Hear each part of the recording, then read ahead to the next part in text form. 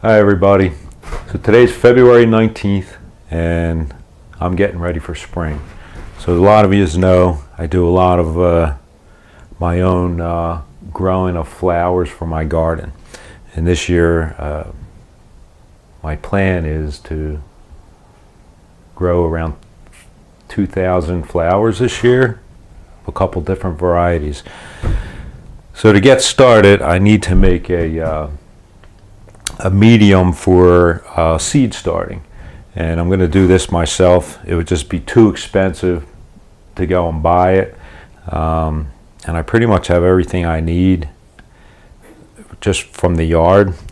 So I already filled these buckets up, and this one here is filled with compost, and you can see how rich and dark this is.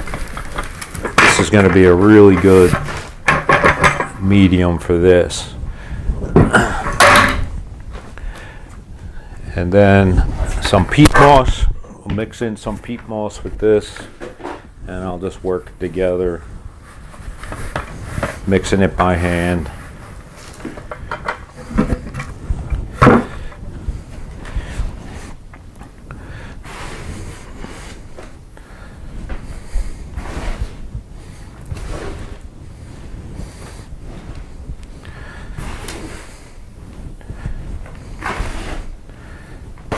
It's really dry now, but I'll add some water as I go.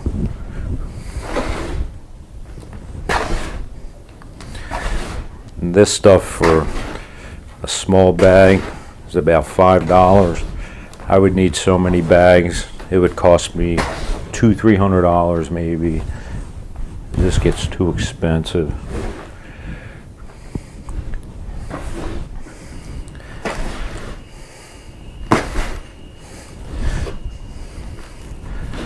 So now I got this pretty mixed up pretty good here. And the next thing I'll put in is some sand. Now I did a full bucket of peat moss, a full bucket of the compost, and I'm going to do a half a bucket of sand. And the sand will just make it really light and airy, which you want for new seedlings to root.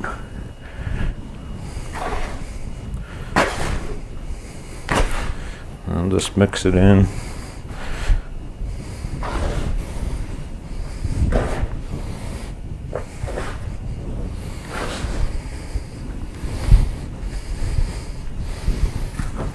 First in.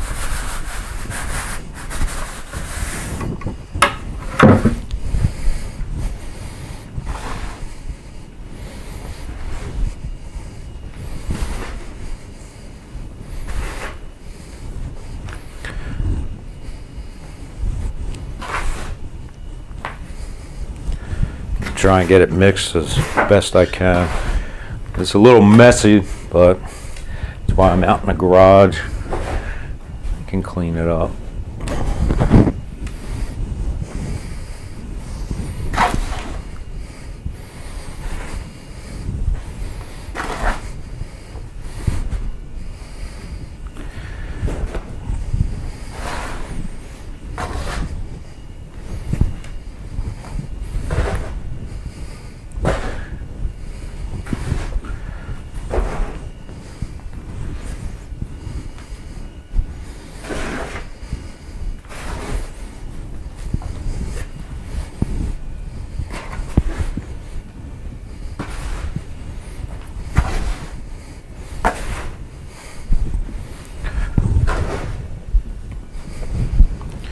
I think we're mixed up pretty good.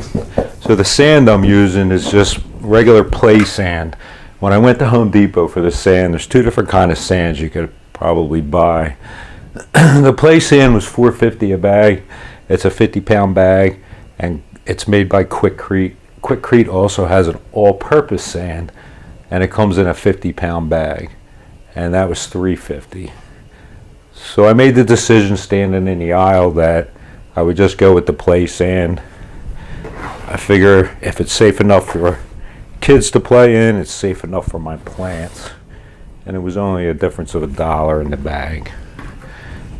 So I got my peat moss, the sand, and the compost pretty much mixed together.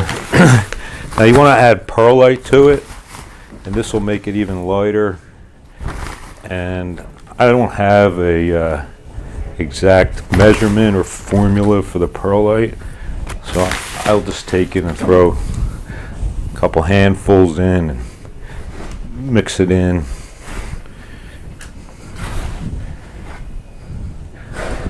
I've made this without the perlite, and it worked just as good.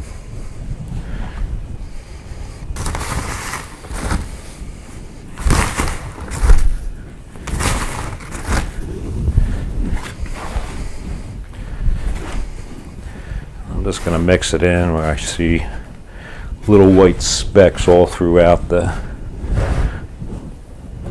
dirt here. A little more in back here.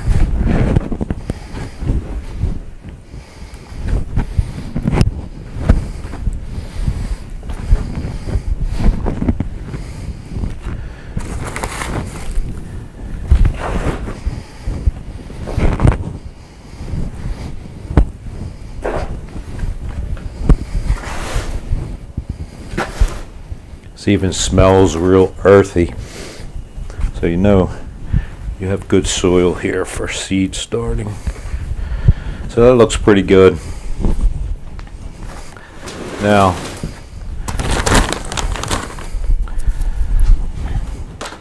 this is my tray for seed starting. These two trays here are going to be petunias, and I'll just fill this and then spread the seeds around.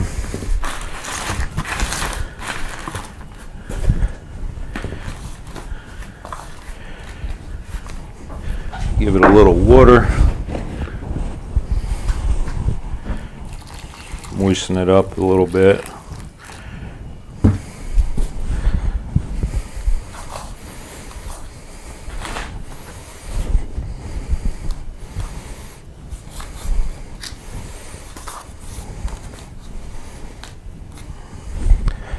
I don't have to fill it to the top, but just make it nice and even. And for petunias, you don't poke a little hole and drop the seed in. You just drop the seeds right on top. And in about 10 days, they should start to germinate.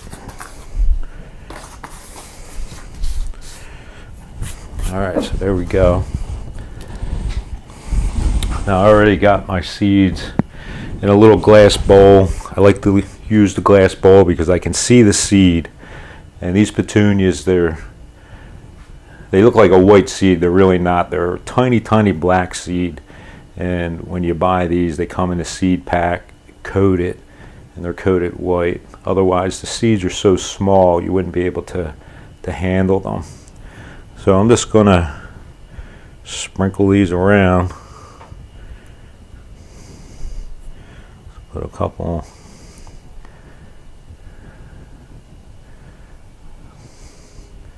There should be 50 here.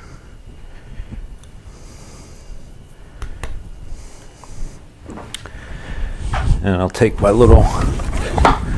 garden sprayer. I'll wet the top.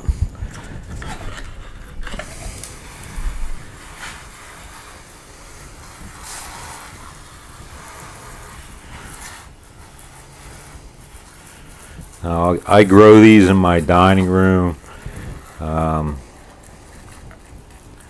I'll have probably 3 or 4 shelving units with all these trays on it.